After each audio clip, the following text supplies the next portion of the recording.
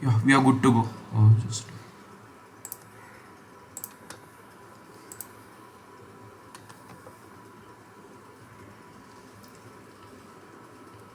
Just a minute. Let me just turn on my laser pointer. Yeah. So, hello guys, welcome to the problem solving session number 7 for the course Fundamentals of Semiconductor Devices, which is being conducted by Professor Digbijana. I am Soham Lakhote, currently a fourth year PhD student at IISc Bangalore, working under Professor Gaurav Banerjee, and my research area is in the field of analog and RF circuits, right? So now again the organization of the session will be same, like we will first have a 60-minute session, then we will take a short break, and after that we will resume our session, right? And just for the sake of formality, this will be the YouTube channel where all the recordings will be uploaded, and the Excel sheet where all the links have been put it is being there in the course page as well, right? So I hope there is not a issue for accessing the recording and the lecture slides. So now let's begin our sessions, right? So we'll solve the problems, but before that let's have a quick recap which will help us to solve the numericals, right? So now let's look at the what we have studied. So mainly this week was with respect to the bipolar junction transistors, right? And the reason why we took it, because we had finished the study of the PN junction, and this will be the first transistor that you need to study after finishing the PN junction, right? So what is happening over here? You have two PN junctions. One is N plus plus P plus, and another one is the P plus N junction. So this is a NPN bipolar transistor, and this is a PNP bipolar transistor, right? Now I will come to the reason why this N plus plus and P plus are there. See, you want to have a large reservoir of electrons over here, and what you are trying to do, you are trying to get as many electrons from here possible into the collector region over here, right? So now if you want all the electrons that you are trying to emit from this terminal to reach to the collector terminal, right? So that means there should not be any recombination that will be happening in this region. See, there are electrons that are flowing from this emitter into the base, right? But they will be meeting a lot of holes over here because this base is made up of P material, right? So that means definitely there are going to be some recombinations that are going to happen, but I want to minimize those recombinations. And how can I do that? By making this base as narrow as possible, right? And I don't want to dope this region too heavily, right? If I just make it P plus plus, then there will be a lot of recombinations that are happening, and I don't want that to happen. So that is the reason I have chosen P plus over here, and that too the base width is narrow to minimize the recombinations that are actually happening, right? So I hope this structure is very much clear to you. And this is a transistor symbol, by the way, if sir has not given this symbol, right? This is a symbol that you will see in most of the circuit books and everywhere. This is for NPN transistor, and this is for the PNP transistor, right? By the way, all this material that you are seeing, it has been again taken from the Professor Donald Newman's book, so you can refer to it if you want to go into more details,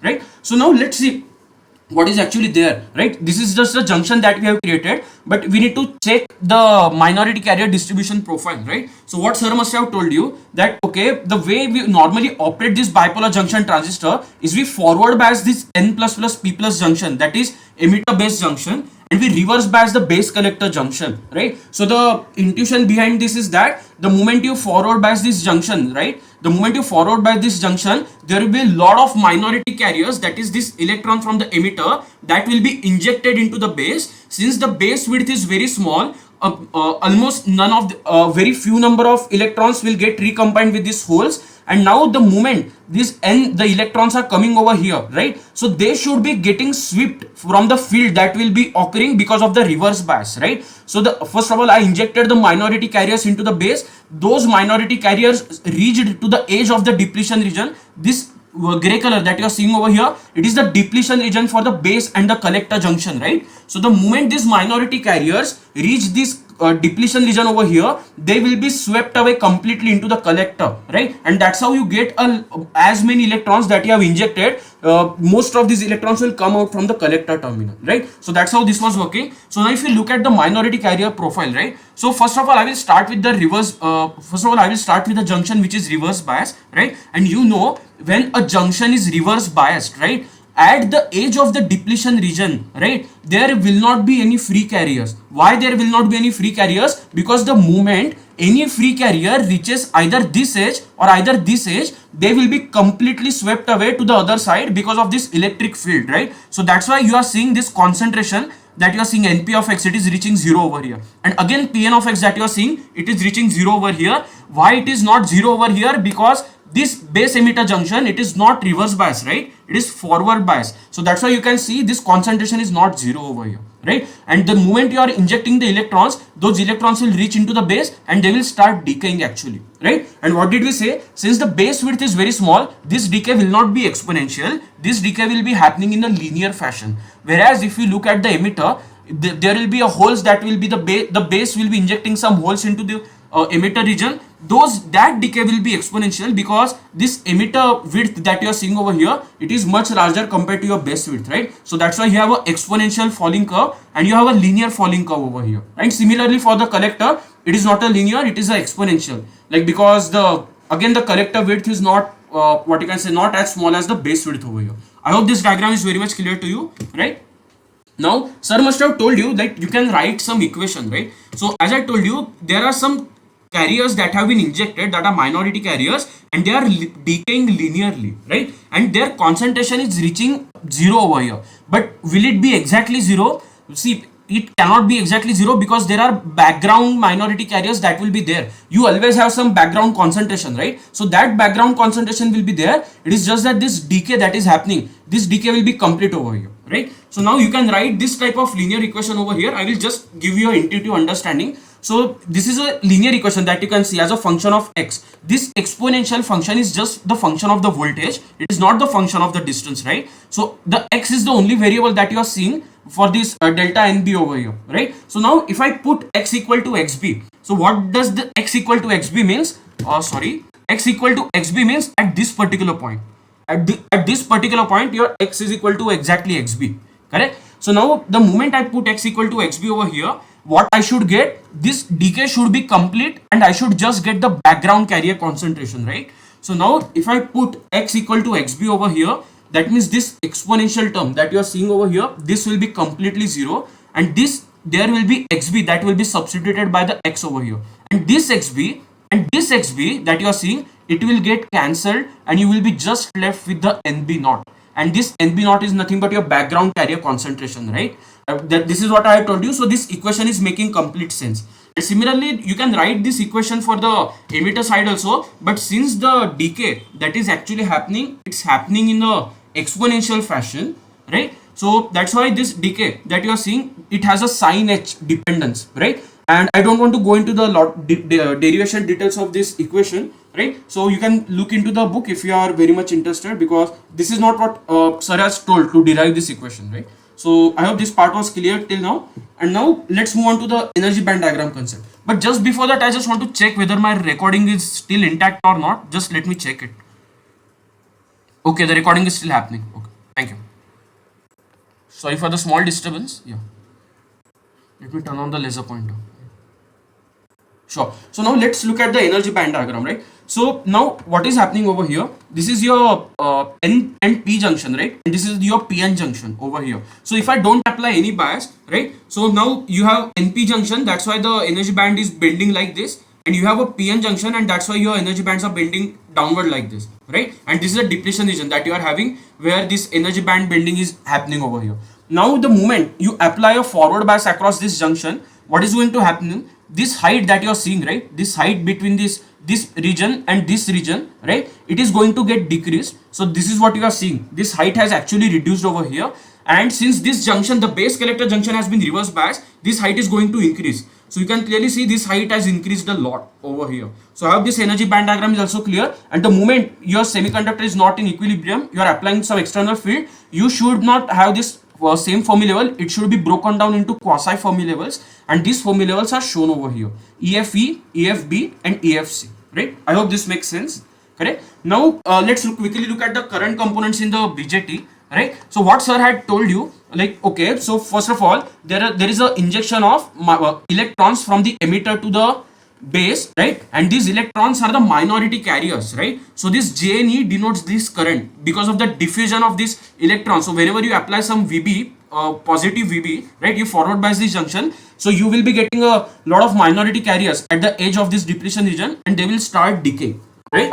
So now because of the diffusion of these carriers, whatever current you are going to get, this is what you call as the JNE, right? And similarly, the holes will be injected from the base into the emitter. Again, they will start diffusing into the emitter region, right, away from the depletion region. The current that you will get because of that is denoted by this Jp plus C, right? And there will be of course some recombination that will be happening over here, like, so that has been denoted by the Jr minus, which sir must have told you to ignore because it's not a lot significant component, right? So now what is happening, I have injected some carriers over here. Some of them will get recombined because there are a lot of holes and they are seeing a lot of electrons that are coming, right? So there will be a recombination current, and some of that JNE current that I am seeing telling you over here, it will be lost because of that recombination, and the remaining current will be given to this collector over here, right? So from the JNC, what is this JNC? You can see over here, it is because of the diffusion of minority carrier electrons. So whatever electrons are left after the recombination, they will again start diffusing, right? They will, because of the reverse bias, they will be swept into the collector region. So whatever current you will get because of those electrons, it has been denoted by this J minus NC, right? And sir must have told you, like, to whatever, because whatever holes are lost, like because of the recombination, you need to supply, you need to keep this in the, what you can say, you need to supply whatever holes have been lost. So how we denote that? So you create an extra component over here, Jr plus B, right, which will supply you those holes that have been lost because of the recombination that is happening because of this diffusion of minority carriers. So electron and hole recombination is happening in the base, right? So to have a constant hole concentration in the base, you are supplying this Jr plus B over here, right? So this Jr plus B has been denoted over here. So the rest of the current components that you are seeing over here, they are not that significant, and we will not be using them in our numericals as well. So I hope this picture is clear to you. And now what is the rest of the stuff? So sir must have introduced some terms like base transport factor, emitter injection efficiency and all, right? So I hope you guys are familiar with this. So this emitter injection efficiency is nothing but how many electrons actually you are putting from emitter side to the base side compared to the what you can say, how many holes the base is pushing you into the emitter side. So this term actually denotes that. And what do we want? This gamma to be as close to 1 as possible. We want the JNE to be much greater than this JPE. We don't want the current from the base to come to the emitter side, right? Even if it comes, it should be very small. And what is this base transport factor?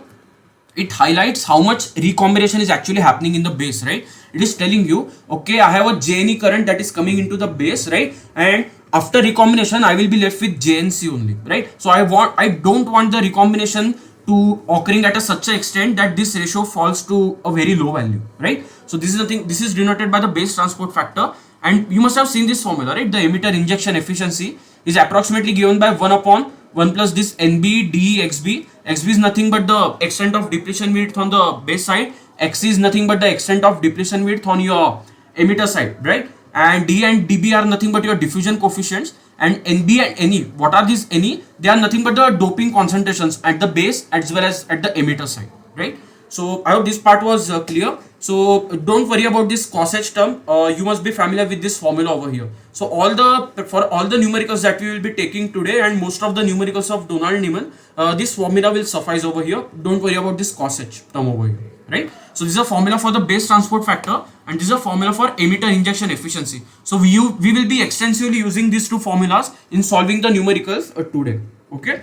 So I hope this was clear, and this was just the quick summary of what are all formulas that are there which we will be using. So this emitter injection efficiency, you must have seen this. So we will be using this first formula, the base transport formula that you are seeing, 1 upon 1 plus half into XB upon LB the whole square, right? So we will be using that as well. This recombination factor, you don't need to worry as of now. This common base current gain, right? So I don't think sir must have told you this, so we will ignore this term for now for solving the numericals today. So just ignore this delta over here, right? Just ignore this delta. In the formula of common base current gain, sir must have told you that this alpha is nothing but the gamma into alpha t, right? It is nothing but the emitter injection efficiency times the base transport factor, right? And don't worry about this complicated formula over here, correct? You don't need to remember any of this as of now. Even if we are required to calculate this, we will just multiply this gamma and alpha t. You don't need to remember this complicated formula. And once we have the alpha with us, we will just use this formula, alpha upon 1 minus alpha. Okay, so don't need to remember this complicated stuff over here.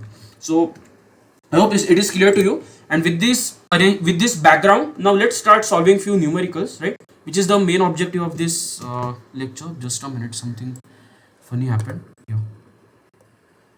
Let me turn on my pen. Yeah, good. So we are good to go. So now let's see what has been given in the first question, right? Again, most of the examples have been taken from the Donald Neyman, right? So now the emitter and base of the silicon NPN bipolar transistors, it is uniformly doped at the impurity concentration of 10 to the power 18 and 10 to the power 16, right? So this is nothing but Ne, right?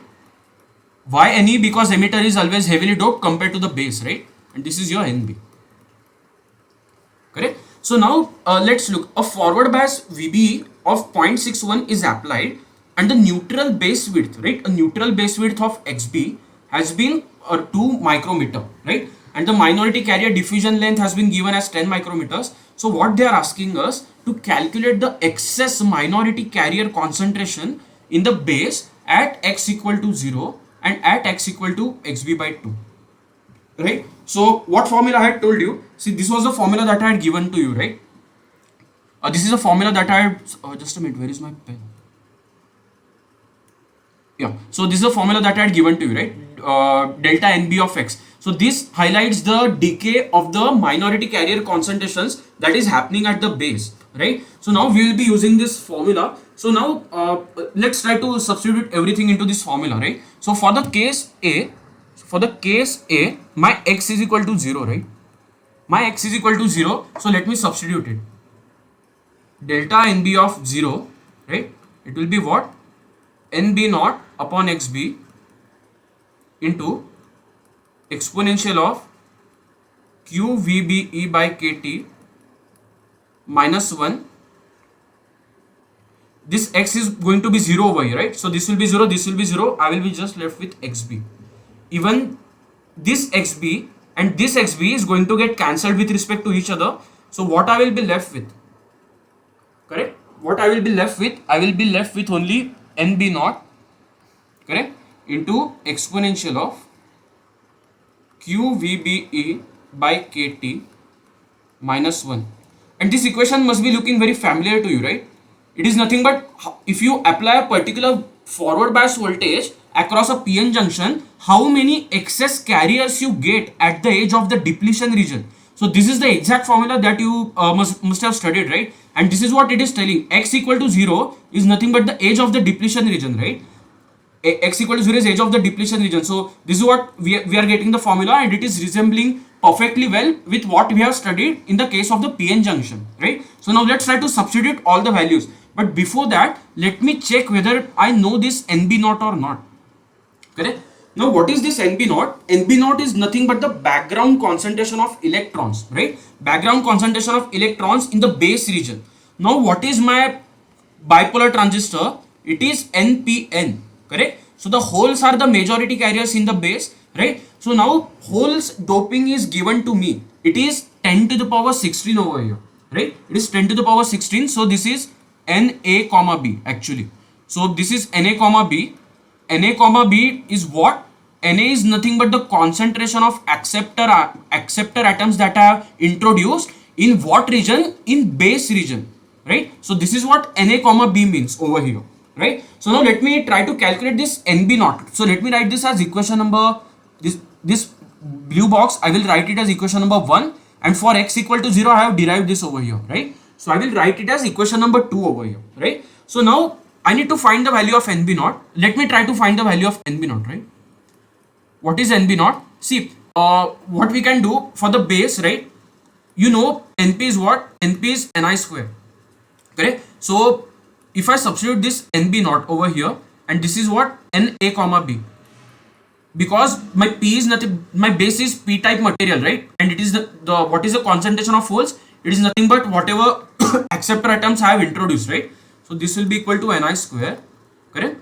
So my NB naught that you are seeing, NB naught will be what? Ni square upon Na comma B. So this is how I will find the background carrier concentration, right? The background carrier concentration, correct? And now this will be, you can clearly see this I have derived from law of mass action only. So I hope it is not doubtful to you. So now what is Ni square? Ni is what? 1.5 into 10 to the power 10, the whole square, correct? And what is the Na comma b that has been given?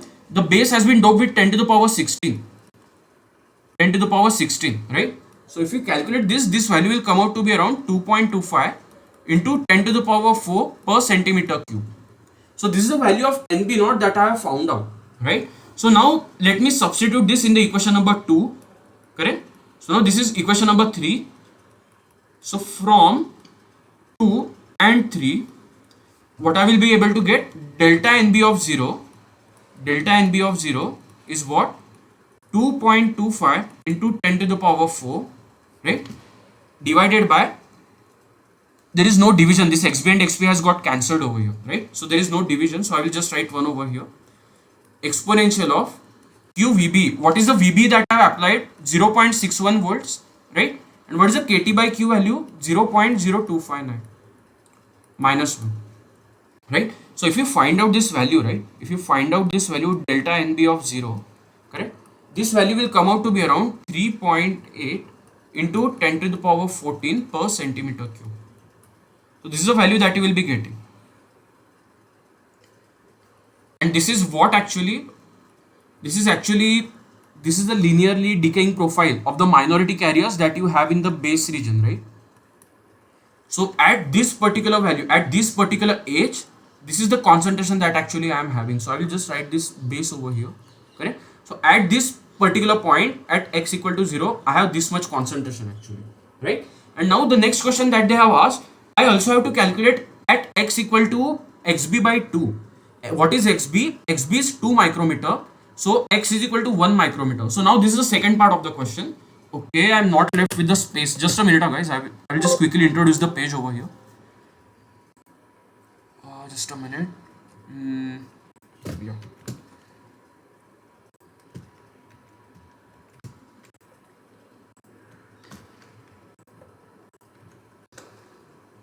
Yeah, this should work.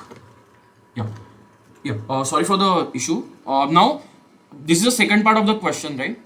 What is the second part? We have to calculate delta NB at x equal to 1 micrometer, right? So now we don't have any option, but we have to use that big formula, right? So now I will try to substitute each and every value over there.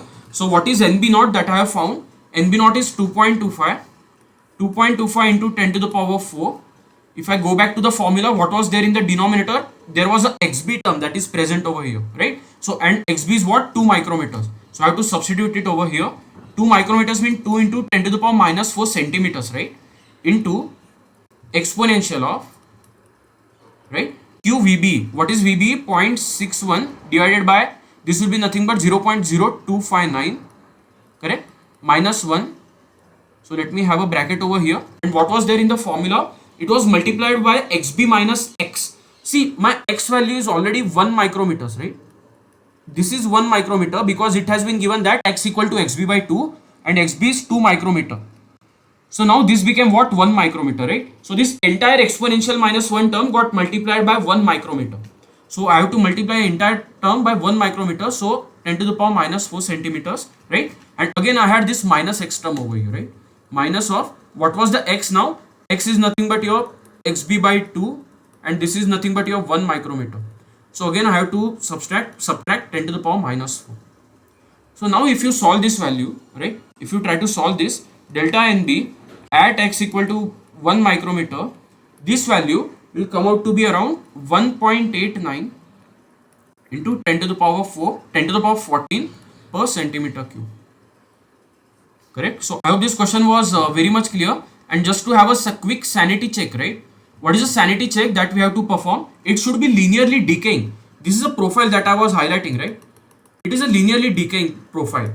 So at x equal to 0, I should have a higher concentration. And if I look at maybe x equal to 1 micrometer, I should have a lower concentration, right? So at x equal to 0, I had 3.8 into 10 to the power 14 as my concentration.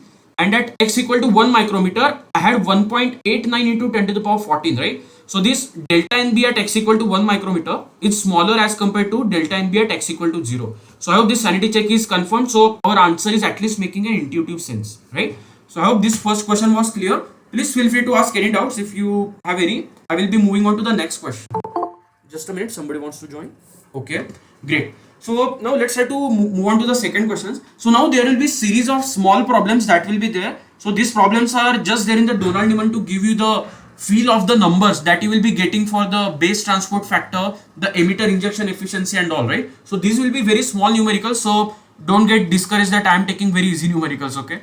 So now what is the question that is asking? Calculate the emitter injection efficiency, right? So now first of all we have to write the formula for emitter injection efficiency, right? So what it is, 1 upon 1 plus NB DE into XB, correct, divided by NE dB into XC. So this is a formula for the emitter injection efficiency that I have. Now let me check whether I know each and everything or not. See, NB has been given to me, right? NB is given, NE is given to me, the D is given, even DB is given. And what about the depletion and width on the base and emitter sides? Even they have been given to me. So it's a very straightforward question. They have not even given even a small kind of twist in the question, right? So it is just a substituting kind of question. So let's substitute everything. So NB is 10 to the power 15. What is the D? D is 10. XB value is 0.8 micrometers. So this micrometers I have to convert into centimeters, right? Now let me just hide this thing just a minute. Yeah. Just a minute. Yeah, correct. So now, and what is there in the denominator again? NE is 10 to the power 17. What is the value of dB? dB is nothing but 20. And what is the value of XC? 0.60 micrometers. So I have to multiply by 10 to the power minus 4, right? So if you try to solve this value, right? So this value will come out to be around 0.9934.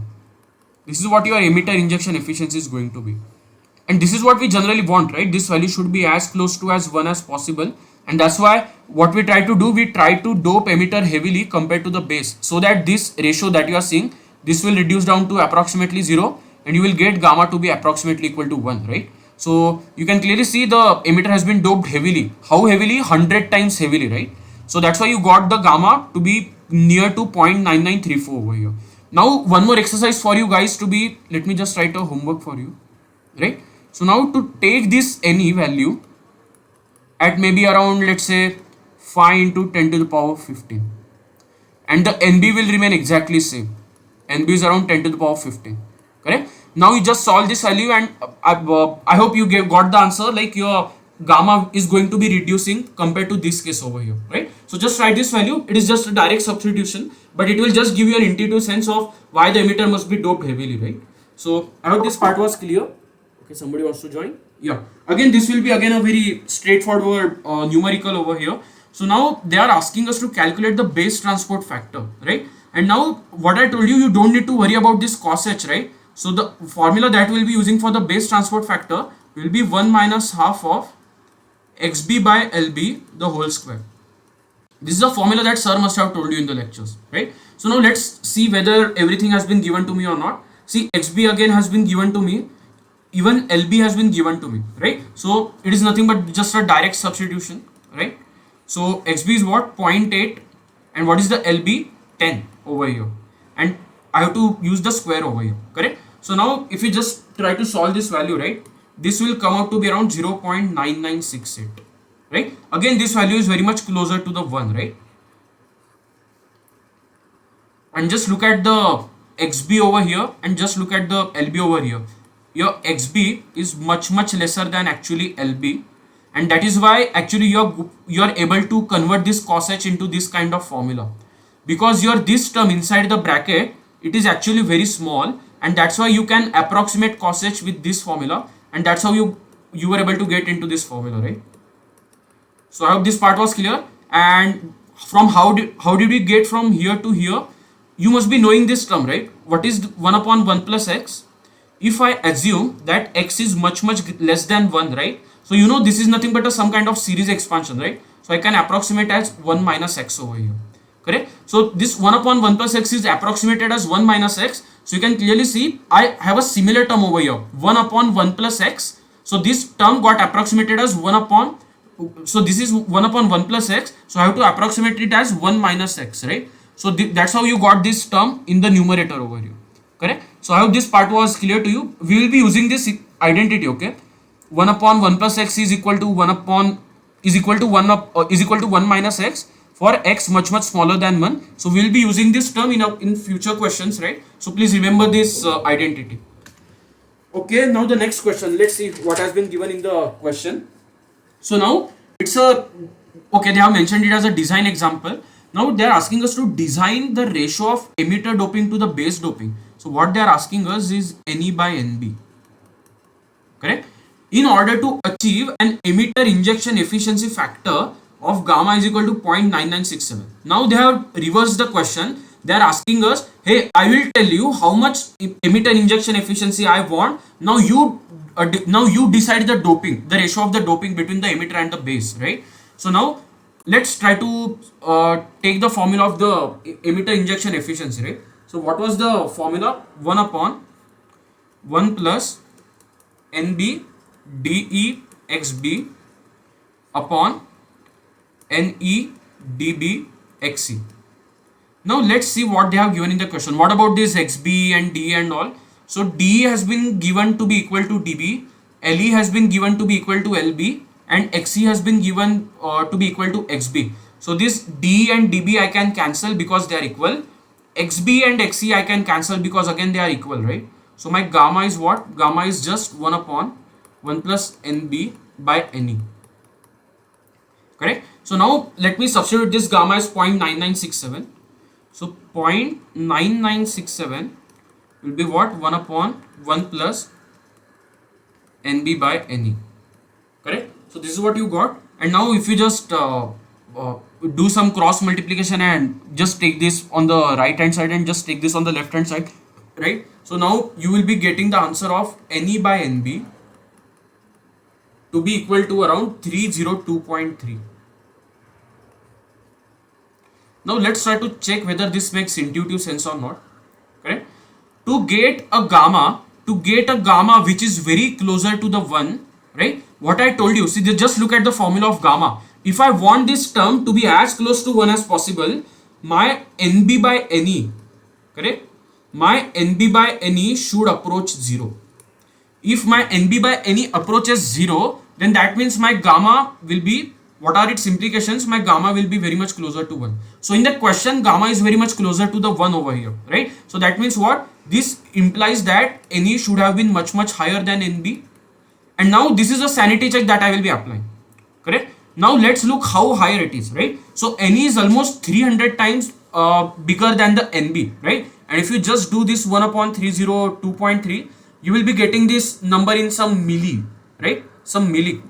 Units will be in milli, it won't be a normal unit, right? So again, what I got from the answer, N is much higher than Nb, right? And this is the sanity check that I wanted because my gamma is very much closer to the 1, right? So I hope this question makes sense to you. So now let's move on to the next question, right? Just a minute. Okay, yeah, so this will be the next question that we have. So now let's check what they have given in the question. So calculate the common emitter current gain of the silicon NPN bipolar transistor at T is equal to 300 Kelvin given the following set of parameters, right? So now what is this common emitter current gain? I told you there are two current gains that we have seen, right? So one is your common base current gain, and I told you to ignore this factor delta for now because sir have not taken this, right? So alpha is equal to gamma into alpha T. What is this gamma? This is nothing but your emitter injection efficiency, right? Emitter injection efficiency, and this alpha T is nothing but your base transport factor. Base transport factor, right? So once you have calculated these two things, that is your gamma and alpha T, you will get the value of alpha, right? And alpha is common base current gain. But they are not asking common base current gain, they are asking us to find the common emitter current gain. And how do you find the common emitter current gain? So this beta is nothing but alpha upon 1 minus alpha. I am damn sure sir must have told you this formula, right? So now you have alpha upon 1 minus alpha. The moment you find this value of alpha, you substitute it in this equation and you find out the common emitter current gain. No need to remember this complicated equation because I know there are a lot of stuff to remember. So no need to remember this, right? So now let's try to first calculate the value of gamma and alpha T, right? So now I will write the equation for the gamma, correct? So what is the gamma? 1 upon 1 plus, okay, somebody wants to join. Yeah, 1 upon 1 plus NB DE XB, right, upon NE DB XC, correct? Now let me check whether everything has been given to calculate this value or not, right? So now NB and NE values that you are seeing, NE and NB, those values have been given to me. D and DB values have been given to me. What about XB and XC? Even XB and XC values have been given to me in the question. So everything has been given to find out the emitter injection efficiency, right? So now let me substitute everything and let's try to calculate this value of gamma. What is the value of NB? NB has given as 10 to the power 16. What is the value of D into 10? What is the value of XB? 0.7 micrometers. So I have to multiply it by 10 to the power minus 4 to get it into the centimeters, right? What is the value of NE now in the denominator? It is 10 to the power 18, right? Again, you can see the emitter doping is 100 times higher than the base doping, right? So just remember this, like everywhere, whenever you are seeing numericals, just try to check whether the question is making any sense or not, right? So now what is the value of dB that has been given? 25. And what is the value of XC that has been given? 0.5, right? Again, I have to multiply by 10 to the power minus 4. So now if you calculate this value, right? If you try to just solve this value will come out to be around 0.9944. This is the value of gamma that you will be having, right? And again, it is making sense, right? My emitter is heavily doped 100 times higher than the base, right? And I should get the gamma as close to 1 as possible. So this is what I got, right? So let me highlight this maybe by equation number A, the value of gamma that I have just found, right? Now the second thing that we need to find out is the base transport factor. Remember, this common base current gain is the multiplication of two things: emitter injection efficiency that we have just found out, and the alpha T, which is my base transport factor. So I am yet to find out the base transport factor. So now let's try to find it out, right? So what is alpha T? I already told you, no need to remember that cos h equation, right? The equation that will suffice for this course is 1 minus half of XB upon LB square, right? LB is nothing but your length of diffusion and XB is nothing but the extent of depletion that is happening on the base side, right? So now let me check whether XB and LB have been given to me in this question or not, right? So see, XB has already been given to me, right? But what about LB? I'm not able to see LB over here. So okay, so now what is the formula for LB that I know? See, I know one formula, right? What is the LB? It is nothing but the root of the diffusion coefficient, right? It is nothing but the root of diffusion coefficient. Diffusion is happening where? The diffusion is happening in the base, right? So the diffusion is happening in the base and the lifetime of the minority carriers and where they are happening at the base, right? So the lifetime of the minority carriers in the base. So this is a formula that I know to calculate the LB, right? Now let me check whether dB and tau B have been given to me or not. You can see the dB has been given to me, right?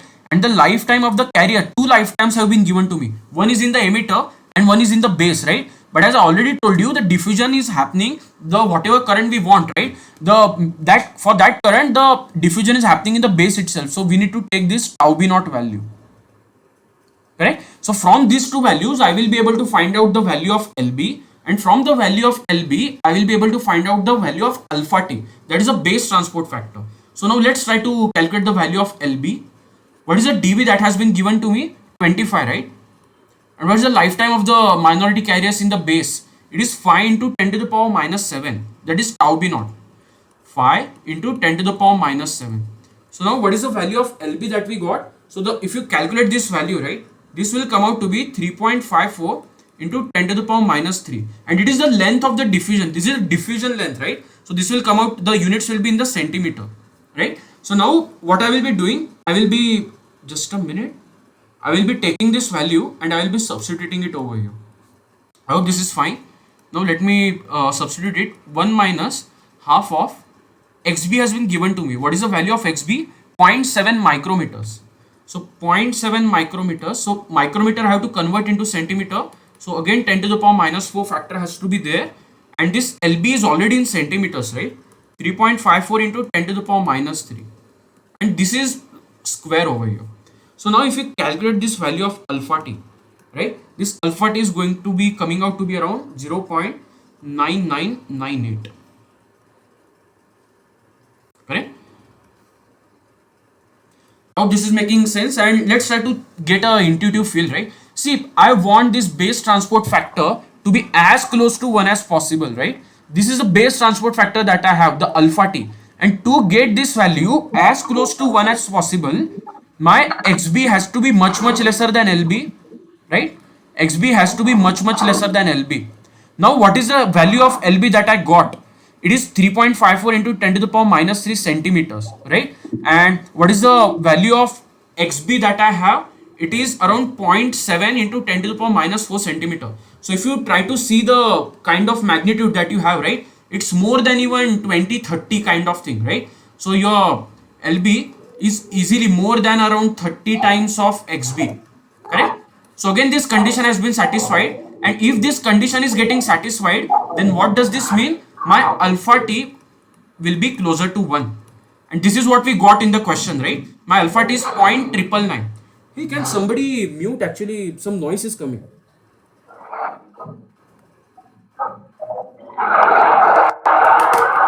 Just a minute.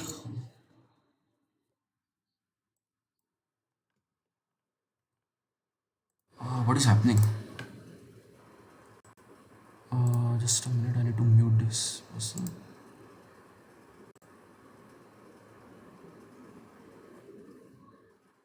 Mani, can you please mute yourself?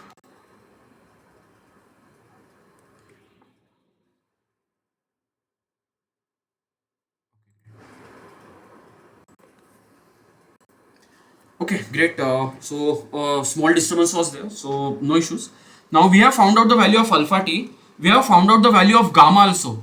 And what was the aim? We wanted to forget the common base current gain, right? So now what is the common base current gain? So I will just make a separate section over here, right?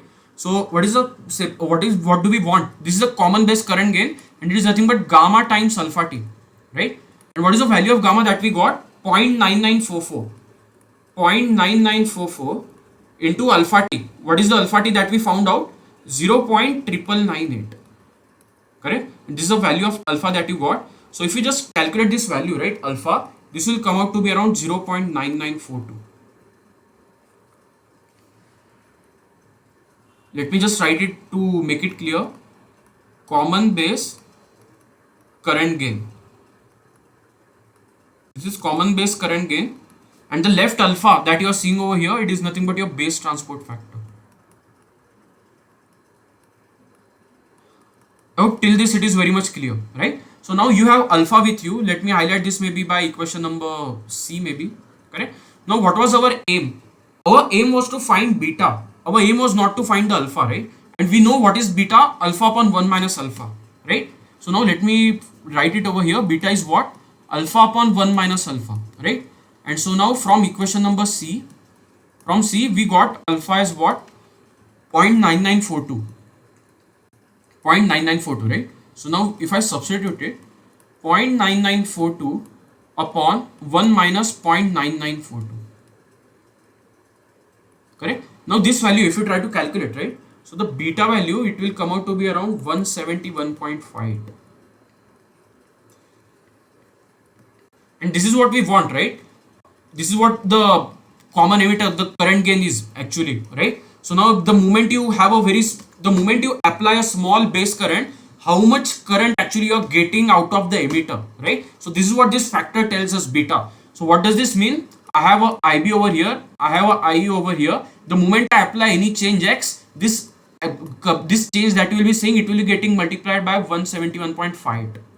This is the change that I will be getting over here, right? So this is what this factor actually highlights, and that's what the function of BJT is, right? A small change in the base will give you a large change at the other terminal, right? So I hope this question was clear to you.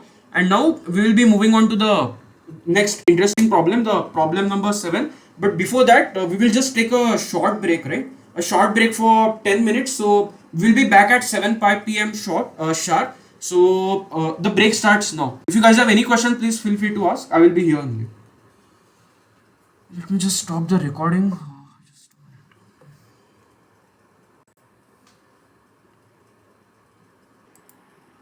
Yeah, so we are good to go. Just a minute. Yeah, so let's start. Just a minute. This is a pen. Yeah. So let me turn on my pen. Correct. So now let's look what is given in the question. So this problem has been taken from the unsolved problems, that is the exercises of Donald Newman's book. So now three NPN bipolar transistors have identical parameters except for the base doping concentration and the neutral base width, right? So all other things are same for all of them except for this NB and the XB that you can see in the table, right? The base parameters for the three devices are as follows. So this is what they have given over here, right? And now the what they have asked over here, now let's look at what is given in this bracket. The base doping concentration for the B device is twice of that of A. So this 2 NB naught you can clearly see over here compared to the NB naught for device A and C, right? And the same is the case for over here, the width is halved over here compared to the device A and B, right? So now first thing that they are asking, determine the ratio of the emitter injection efficiency of device B to device A and device C to device A, right? So what they are asking, gamma B upon gamma A, and what they are asking, gamma C upon gamma A. So these are the two things that we need to find, right? And this gamma is what? This gamma will be for emitter, right? So let me write E over here also. So I hope this is clear. So now let's try to find it out, right? What is there? So now I hope this you have looked at this question, and we just have to find the ratio of the emitter injection efficiency for the base, so the device B to device A and device C to device A, right? So now what is the formula for emitter injection efficiency? So if I write gamma E for the device, for gamma E in general, right? It is what? 1 upon 1 plus NB DE XB, correct, upon NE DB XE. So this is what I have, right? So now D and DB I don't have to care, right? Because they have given me that the all other parameters, rest of the stuff and everything, right? So I can basically ignore this term over here. So I will just write a constant K over here to just to represent this term. 1 upon 1 plus NB XB upon NE XE, right, into maybe a constant K, correct? So now I hope this is clear to you. So now what we have to do, see, first of all, you need to understand that the emitter doping, right? So this NE, right, this NE is much higher than the NB, correct? So if this NE is much higher than the XB over here, by the way, this even this XC that you are seeing over here, I will absorb it in this constant only, because this XC has no role to play in this question, because what they have given us is we just have to play with the XB and we just have to play with the NB. So I will just take this as a constant, right? So and let me highlight this as a K dash constant, and so my new equation becomes what? 1 upon 1 plus K times XB NB upon NE. Correct? Even the NE has been not, even NE doesn't have any role to play in this question. So not only XE but NE into XE. So this K dash upon NE into XE, right? All this, everything, these three factors, that is K dash upon NE into XE, I will highlight it as a with one more constant K, correct? So now if I highlight it with constant K, so then this becomes like 1 upon 1 plus K into XB into NB, right? So now I already told you, like the one of the good things that we had was this NE was much greater than NB, right? So if I just forget about these constants over here, and if I just focus on this term over here, right? So I already know that NE into XC is much greater than NB into XB, right? So if I have this, then I already told you I will be using this identity heavily. 1 upon 1 plus x is what? It will be approximated to equal to 1 minus x over here. 1 upon 1 plus x is approximated as 1 minus x. So now gamma E that you are seeing over here, I will be approximating as 1 minus, let's say this is K dash, right? NB XB, right? Upon NEXC.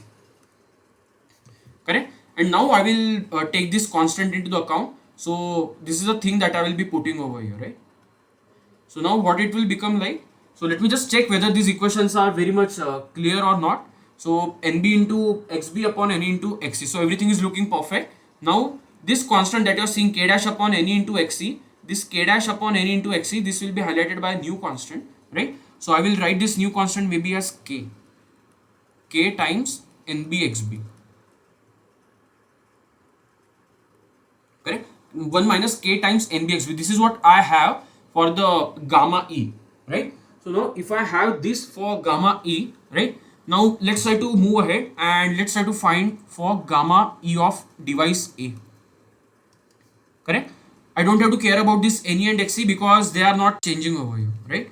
So now 1 minus k, the k constant will remain same for each and every device, right? Because this is what they have given. Apart from nb and xb, rest of the stuff, right? So the three npn bipolar transistors have identical parameters except for the base doping concentration and neutral base width. So this constant k will remain same for each and every device, right?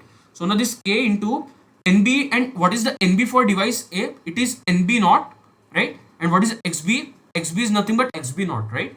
So 1 minus k into nb naught and xb naught, correct? So this is what I have written. Let's say this is equation number 1, correct? Now similarly I can write for gamma e of b, device B, right? So now what is the value of nb and xb for device B? You can see the nb has been multiplied by 2 and xb is exactly same, right? So it is 2 nb naught xb naught for device B. 1 minus 2 will come out over here, 2k nb naught xb naught, right? So this is maybe equation number 2, and similarly I will write for equation number for device C as well, gamma E of C.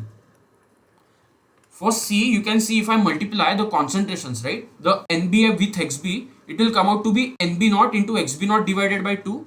So now what I will be having, 1 minus K by 2 into NB naught XB naught, correct? So now this will be equation number 3. Now let's look what they had asked, right? In the first question again they asked us to calculate gamma B upon gamma A and gamma C upon gamma A. I have already written 3 equations over here, right? So we will be finding this gamma B upon gamma A and gamma C upon gamma A, right? So now let's find the first part. What is the first part? Gamma B upon gamma A, right? So if I try to solve it, so now I have to just divide these two things, right? So what it will come out to be 1 minus 2k nb naught xb naught upon 1 minus k nb naught xb naught, right? So now this is what I got, the gamma of B upon gamma A, right? So now now let's find out the second ratio, that is gamma E of what it was, C upon A, right? So gamma EC upon gamma EA, right? For C I had the factor of half over here, right? This is the half factor that I had, right? So now if I just try to write it, 1 minus half k nb naught xb naught upon 1 minus k nb naught xb naught, right? So now these are the things that we got, these are the ratios, right? So now I have to highlight this with particular equations, so let me write it with equation number A and equation number B, right? I want you to appreciate one thing over here. By taking these ratios, actually we found out one thing, right? See gamma EA, right? See, if I assume that this quantity is always going to be positive, I hope you agree with this, right? I hope you agree with me that this quantity is always going to be positive, because depletion width cannot be negative, the constant doping concentration cannot be negative, and again this K factor that you are seeing, right? It is what, this K factor is nothing but this ratio of K dash upon any XC. None of these terms are negative, so this quantity has to be positive over here, right? So if you look at the equation of gamma gamma B over here, then this quantity, right, the quantity that I am subtracting with the factor of 1 over here, for gamma B it is higher. For gamma A, if you look, this quantity is half for the as compared to the gamma B, right? Because this factor of 2 is not present over here. And for C, the quantity that I am subtracting from the 1, it just has the factor of half. It is not even 1, right? So what does this mean? if you look, this quantity is positive. That means I am subtracting a lesser value from this numerator over here, right, as compared to this denominator, right? And if you look over here, for gamma b, I am subtracting a much higher value from the factor 1 compared to the denominator over here. So now if you compare these three things, gamma e of c, gamma e of b, and gamma e of device A, right? If you just compare it, since I am subtracting only a factor of half into this positive quantity, right? This term, the numerator, right? This will be higher for gamma EC compared to gamma EB and gamma EA, right? So if you have understood what I am saying over here, right? This gamma EC will be obviously greater than this gamma EB, because gamma EB is even worse, right? And this will be gamma EA will be greater than gamma EB. So if I just write it in a good fashion, then gamma E of C will be greater than gamma E of B. It will be greater than gamma E of A. Correct? So now this whatever I have written, you must be asking why I am doing this. It will become clear to you because there is one more subpart for this question, right? So this will become very much clear. So let me highlight this by maybe equation number, let's say equation number 4. Correct? So this is for the emitter injection efficiencies that we have seen, right? So now the same thing they have asked us to do with one more thing, right? So we have solved this part number A. The part number A has been solved. Now what about part number B? They are asking us to do the same thing but for the base transport factor, right? So what was the base transport factor? It was alpha t, right? And what was the formula for alpha t? 1 minus half of xb by lb square, right? So we have to do the same for all the three devices, right? So now let's try to do the same thing. So now let me write a part B over here. So the part B of the question starts over here, right? So now what was the formula that I just told you? Alpha t was what? 1 minus half of xb by lb square, right? So now alpha tb, let's try to find alpha tb first. Alpha tb will be what? 1 minus half of what is the base width for device B? For device B, the base width has been given as xb naught. It is same for device A as well. Only in case of device C, the base width has been halved over here, right? So now let's substitute everything over here, right? So 1 minus half of xb naught by lb the whole square. What about the device number A? Again it was the same, right? 1 minus half of again it was xb naught, right, the base width. And for device number C, it has been mentioned that the base width has been halved, right? So I have to write it like that. So xb naught divided by 2 lb whole square. So now let me highlight this maybe by equation number 5, equation number 6, equation number 7. Now what they are asking us, see, they are asking us to find out the two things. So the first thing they are asking us to find out alpha tb by alpha ta, correct? So it will be nothing but the division of equation number 5 upon division of equation number 6. So if you see over here, equation number 5 and 6 are exactly identical. So this ratio will come out to be 1. This is the one part that they were asking us to calculate. Just a minute. Yeah. And the second part they are asking us is, I guess, alpha tc upon alpha ta. Comma will be there, right? So now this will be what? Division of equation number 7, right, divided by equation number 6. So now let me write it over here. So 1 minus half of if I just take this 2 outside, right, so it will be 1 upon 4 for equation number 7. If there is a 2 in the square bracket, right, in the denominator, so if I just take it outside, it will become a 4 over here, right, into xb naught by lb the whole square, right, upon 1 minus half of xb naught upon lb square. Now I have to expand this equation, right? So now let me just write it in a clean fashion on the next page again. Alpha t of c upon alpha t of a, right? if you look at it, then what it will be, 1 minus 1 by 8 xb naught by lb the whole square divided by 1 minus 1 by 2 xb naught upon lb the whole square, right? So this is what I have. Now again I will use the same thing. See, I already told you this xb naught. What is xb naught? Xb naught is nothing but the extent of depletion width that is present on the base side, right?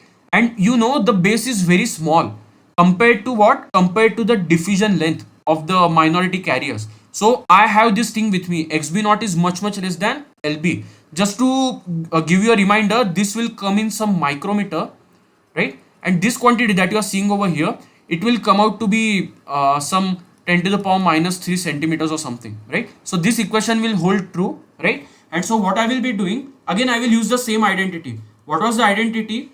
1 upon 1 plus x is approximately 1 minus x. So I will take this thing in the numerator.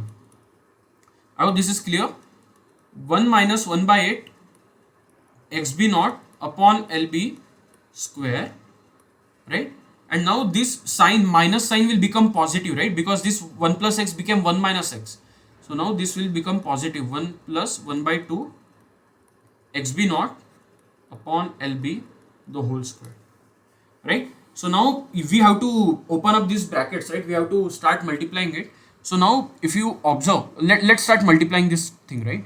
So if I try to multiply, then it will be 1 plus 1 by 2 xb naught by lb square minus 1 by 8 xb naught by lb square, correct, minus 1 by 16 xb naught upon lb to the power 4, right? And what I had told you, this xb naught is much lesser than lb, right?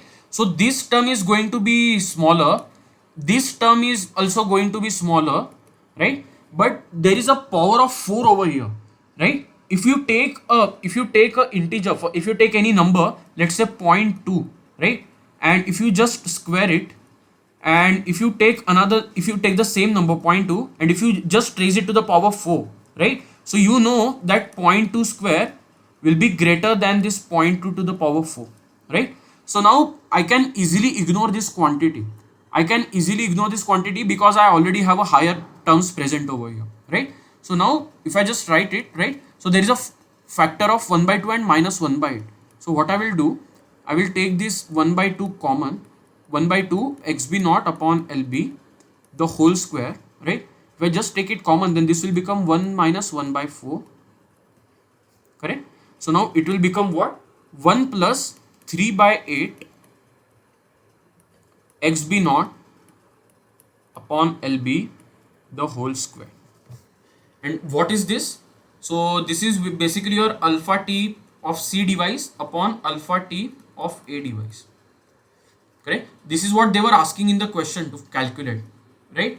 Now one more insight that you should get from this question is that this quantity that you are seeing, this is a positive quantity. If this is a positive quantity, then that means this term must be greater than 1, right? If this is a positive quantity, that means this term is greater than 1, right? So alpha t of C device is greater than alpha t of A device. So this is the thing that we got from this equation, right? So alpha t of C device is greater than alpha t of A device. And what about alpha t of B device? I have already told you that this alpha t of B and alpha t of A that you are seeing over here is equal to 1, right? So what does this mean? So this means only one thing, alpha t of C is greater than alpha t of A equal to alpha t of B. I hope this is clear to you. Alpha t of C is greater than alpha t of A is equal to alpha t of B, right? So this is what I wanted. So now let me write this as equation number B, correct? So now I had two equations, right? Equation number A and equation number B. Sorry, just a minute. Yeah. So equation number A is what? Gamma E of C greater than gamma E of B greater than gamma E of A, right? So now let me write it in a separate page. gamma E of C greater than gamma E of B greater than gamma E of A, right? And alpha T of C is greater than alpha T of B, and this is equal to alpha T of A. Correct? Now, do you know why why I have written these inequalities over here? Because if you look at the question, right, there was this last part of the question: which device has the largest common emitter current gain, right? And what is this common emitter current gain? This beta is nothing but alpha upon 1 minus alpha, correct? And what is alpha? Alpha is gamma times of alpha t. Alpha t is your base transport factor, right? And alpha is your nothing but the common base current gain. So now we have to first find the value of alpha over here, right? So now to find the value of alpha, right, just a minute, sorry, alpha is your gamma into alpha t, right? So now if you look from this inequality, right, so you can see the gamma as well as the gamma as well as alpha t is higher for device C, right? So what does this mean? If I just multiply, if I multiply, let's say, let me write it as maybe equation number x, this is equation number y, right? So if I just multiply x and y multiply, then what I will get? Gamma E of C into alpha T C is greater than gamma EB into alpha TB, correct? It is greater than or equal to gamma EA into alpha TA. Now what did I get from this? The product of gamma and alpha T is your alpha, right? So alpha of device C is greater than alpha of device B is greater than your alpha of device A. So this is the new inequality that we got, and this is for the common base current gain. This is your common base current gain, right? Common base current gain.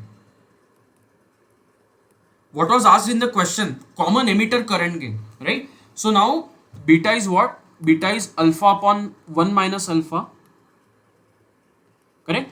So as alpha increases, right? So as alpha increases, this denominator will decrease and numerator will increase, right? So alpha is higher means beta is also higher, and these are all positive quantities, so there is no confusion for the negative quantities, right? So now this is the logic that I will apply, right? If alpha is higher, my beta is also higher. So now if I just combine these two things over here, right, this is the inequality that I have, and as alpha increases, beta is also increasing. So what I will be getting? Beta of C is greater than beta of B is greater than beta of A, correct? So this is what they were asking. The question that they were asking was about which device has the highest common emitter current gain, and this is the device. The device C is having the highest common emitter current gain, right? So all this Ramayana and all this Mahabharata that I have done over here, it is just to prove that the device number C is having the highest common emitter current gain, and I will just write it is the answer to this question is device C, correct? I hope this part was clear. This was a very lengthy numerical, right? But again, you cannot expect that the unsolved examples of the Donald Demon will be so easy, right? And it was not even the initial example, it was taken from somewhere in between. So some numericals will be lengthy, but the moment you solve it, you get some insights out of each question, right? So I hope this question was very much clear to you. If you have any doubts, please feel free to poke me at any point, because this numerical just spanned more than 5 or 6 pages if I'm not wrong, right? So I hope this was very much clear. Now we will be moving on to our next concept of delays in the BJT, right? So let me turn on my laser pointer. See, sir must have told you this, right? So what is actually happening? We expect that the whatever electrons we have from the emitter, they should reach the collector immediately, right? But even though this device is very small, they still have certain physical dimensions, right? So electron cannot travel from one point to another point instantaneously, right? So what sir must have told you, to reach from emitter to collector, your electrons are going to take certain time, right? And the delays that they will feel while reaching from emitter to collector, all those delays will be added up, right? And they will give you the total delay that electron faces when it tries to go from the emitter to collector region for an NPN transistor, right? So now how did we break it down? Okay, we said if you look into the emitter, right, there is a emitter base junction that you have seen, right? And you know, for each and every space charge region, that is the depletion region that you have, there is an associated capacitance with that junction, right? And now whatever parasitic resistance, whatever resistances you have and that capacitance associated with that junction, they will give you a RC time constant, right? And the product of those R and C will give you one RC delay. So this is what I have highlighted over here. This is the first delay that will be faced by the electron, right? So RE dash, the sir must have told you this formula, right? KT by E into 1 upon IE, right? So this is nothing but your thermal voltage kind of thing, right? If you want me to give you an intuition, this KT by Q, this has a dimension of the volts, right? We have already seen KT by Q, right? It turns out to be around 26 milli electron volts, right? This KT by Q value. And this has the dimensions of ampere. So volt upon current gives you the units of the resistance. So that's how we got this RE dash over here. And this resistance we have to multiply with the capacitance. What capacitance? You will be having a junction capacitance for the emitter base junction, right? So you will be having this CJE over here, and this CP you can ignore for now. You don't need to remember it as of now, correct? And now this was the first delay that was faced. The next delay that will be facing is the base transit time. The electron, when it tries to move from one point to another point, it has to travel the length between those 2 points, right? So the amount of time that electron will take to move from that one point to another point is called as the transit time, right? And since it is happening inside the base, we call it as a base transit time, right? And now what was the next component that we had? Okay, we also have a depletion region near the collector, right? We have a base collector junction over here, and it is a reverse biased, right? So now we have what you can say, we should have a similar RC time constant for this junction as well. And this is what you can see over here. You have a RC over here. This RC is for the collector, and this value will be given to you. And you have this C mu plus CS, whose values will also be given to you, right? Correct. Now you also have one thing called as the tau C, right?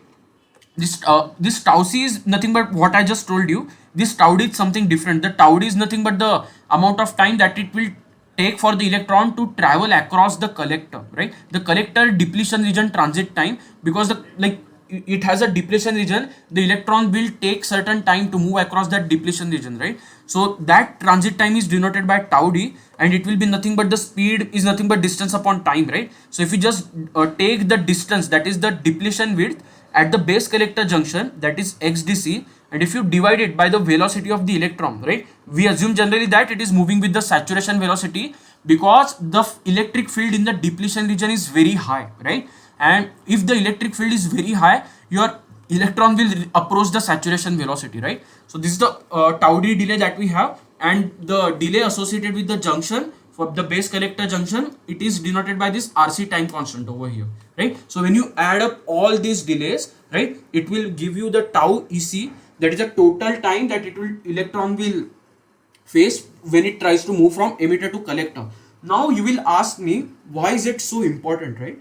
The reason it is so important, because we operate this BJT as a power amplifier or sometimes as a low noise amplifier, right? So you need to put this BJT in some high speed application, right? So this delay is telling us that there is certain amount of what you can say, the electron cannot move from one point to another point, that is from emitter to collector, instantaneously. So you cannot apply a arbitrarily high frequency signal at the to the BJT, that is at base or emitter, whatever, right? Wherever you are giving the input, you cannot apply a very high frequency signal, because your device is limited. Your device has certain delay over here.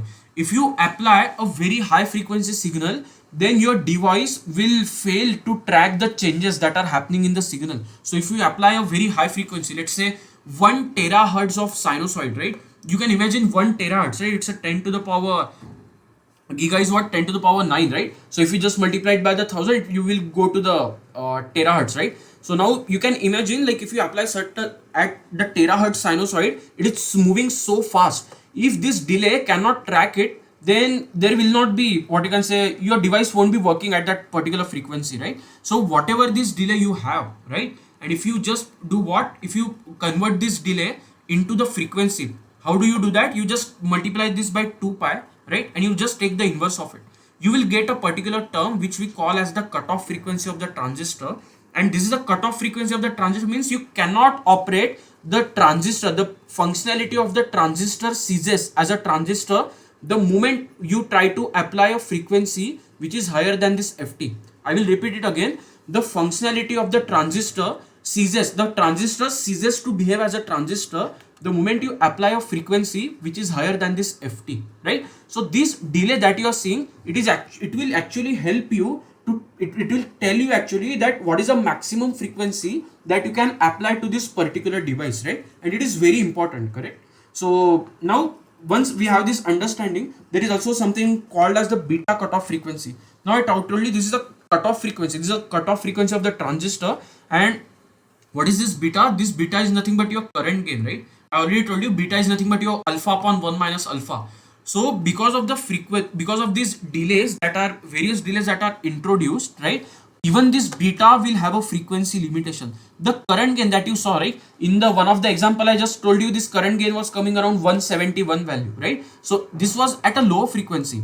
If I try to solve the numerical at maybe 10, 20, 30 gigahertz, you will see that this beta of 171, it will roll down to some different value actually, right? So now this is the f beta that you will be having. So similarly, just like you have a cutoff frequency for transistor, there is a, you define something called as the beta cutoff frequency, and beta cutoff frequency is the point where your b naught actually drops by 3 dB from the DC value. Okay, so I hope this point was very much clear. If you have any doubts, please feel free to poke me at any point. Now we will be solving a numerical based on this concept, and hopefully this will be your last numerical for today. So now let's see what has been given in the question. Let me turn on my pen just for a second. Yeah. So now what has been asked in the question, calculate the emitter to collect a transit time and the cutoff frequency of the bipolar transistor with the following parameters, right? So now they are asking us to calculate the total delay time between the emitter to collector and all those terms that I told you, right? What are the different terms that I told you? Let's just highlight everything. Tau E, right, plus tau B plus tau D plus tau C. So these were the four main components that we had, right? And what did I tell you? This tau E was nothing but it was related to the RC charging discharging, right? So because you have a depletion region over there, right? So it is nothing but RE dash times CJE, correct? This is what I told you. And RE dash I already told you, right? We already saw it is nothing but KT by Q into 1 upon IE, correct? And now what was this tau B? This tau B was nothing but the time it takes for electron. It is nothing but your base transit time, right? And if you try to calculate it, then this will come out to be around xb square upon 2 times dl. What is this tau D that you are seeing over here? Your tau D is nothing but xdc. I will tell you what is this xdc upon saturation velocity. Already told you electron will take certain time to move across the depletion region, right? So now this xdc is nothing but the whatever depletion width that you have, like at the collector side, right? So now the total depletion region width upon the saturation velocity of the electron, right? So this will be nothing but the transit time it will take for electron to move across the depletion region, right?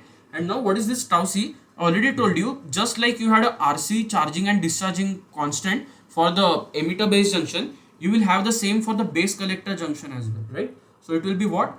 RC times C mu plus CS.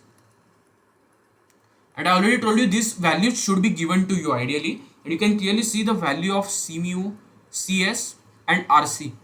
All of them have been given to you, right? So now what is our job? We have to find each and every component of the delay. There are total 4 components, and once we find out these individual components, we have to add them up, right? So let's not forget this equation, right? Let me highlight this as maybe equation number 1, correct? So now let's try to start with tau E, right? So now tau E is what? RE dash into CJE. This will be what? KT by Q 1 upon IE, right, into CJ. So now let's try to see if everything has been given to me. See, CJE value has been given. The value of I is also given to me, right? And KT by Q I already know. So now let's try to substitute everything. KT by Q is 0.0259, correct? Into 1 upon I. I has been given as 1 milliampere. So 10 to the power minus 3 into value of CJE has been given as 10 to the power minus 12. Correct? So no, just a minute. This CJE, just a minute.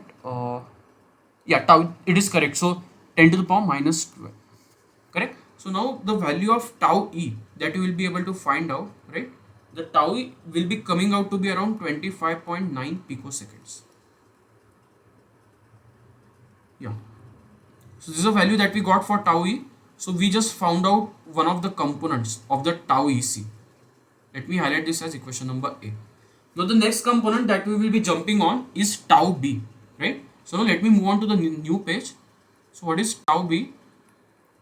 Tau B is nothing but xb square upon 2 dn. Now let me check xb and dn, right? xb has been given in the question as 0.5 micrometers. What about dn? Even dn has been given in the question, 25 centimeters per second. So now let me substitute everything, right? It's a direct substitution. I don't have to find out anything. 0.5 micrometers. So micrometer has to be converted into centimeters. So that's why 10 to the power minus 4 has to be multiplied, right? Upon 2 dn. Dn value we just saw, right? It was 25.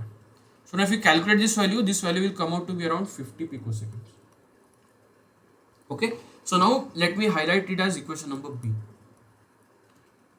Now what about the next component? The next component that we had is tau D, the transit time, right, in the depletion region. So now this tau D will be what? XDC upon Vsat.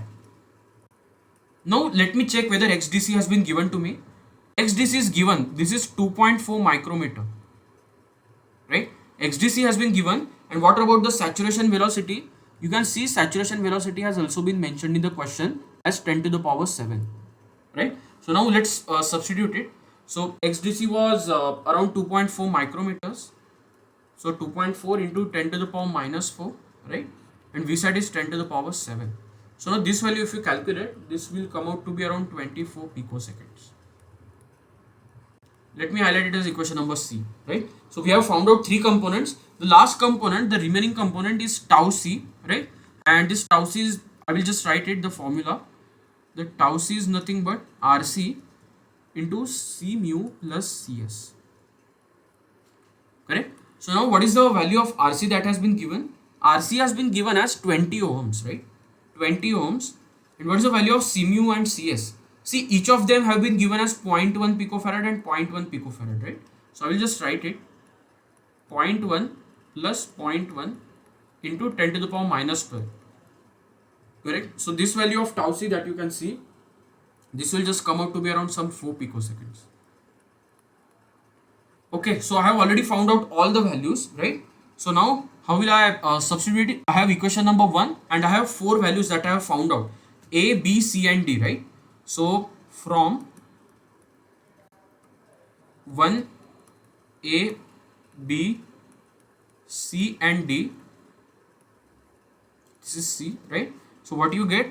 Tau EC, emitter to collector delay, is what? Sum of all the components that I have. So 25.9 picoseconds plus 50 picoseconds plus 24 plus 4 picoseconds.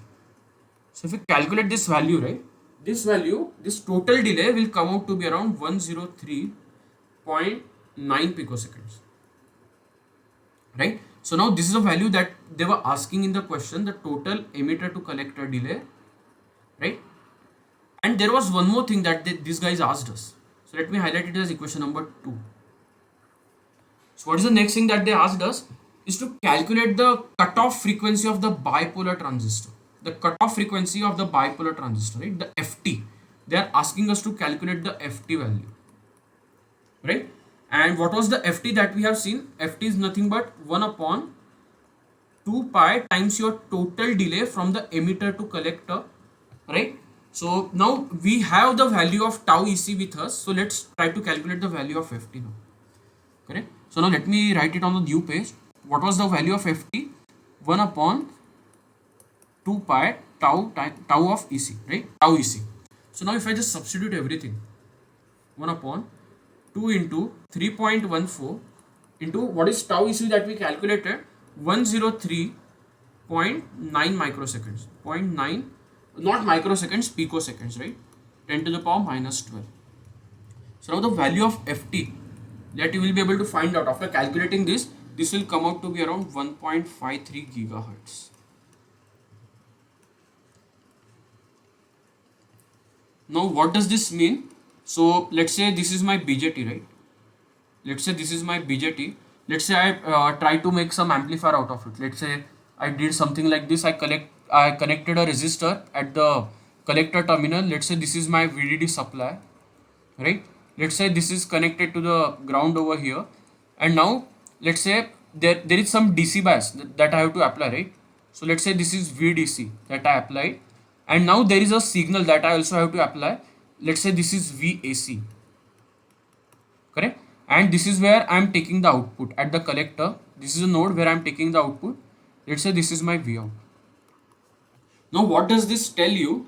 That if you apply this VAC signal, right? Let me write it as maybe A sine 2 pi Ft, 2 pi F into T, correct? Now what does this tell me? That if I take the frequency of the signal greater than this Ft, right, this transistor that you are seeing, right, it will cease, it will not work as a transistor anymore, right? So now you have to have this frequency, that is whatever signal that you want to amplify, right? You must have heard that you amplify like you have a speaker and you have a microphone, and the signal gets amplified inside your mobile phone, as well as when you give it to the speaker, right? You insert some power amplifier or something, right? So now you have to make sure that whatever frequency that you are applying, it should not even come close to this value of Ft. If you use the device even for the frequencies above the Ft, you will not gain any gain out of this transistor, right? So you know the transistor has gain, right? Voltage into current, right? The transistor has the inherent power gain inside it, right? The transistor has some power gain, and the moment you move above the Ft, this power gain will drop off. So what does this mean? You will not get any power gain actually for F greater than Ft, and you don't want it to happen, right? Because why are you using the transistor if you want to just attenuate the signal, right? So I hope this part was clear to you. So this was just the intuition and more like a application kind of the cutoff frequency of the transistor. So this was the last numerical for today. If you guys have any doubt, then please feel free to poke me. I will be happy to answer any question. Thank you.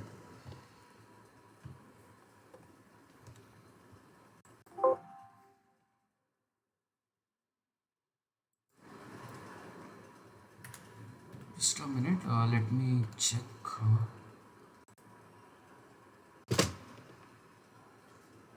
Any more doubts, guys? Any doubts? Any part that you didn't get?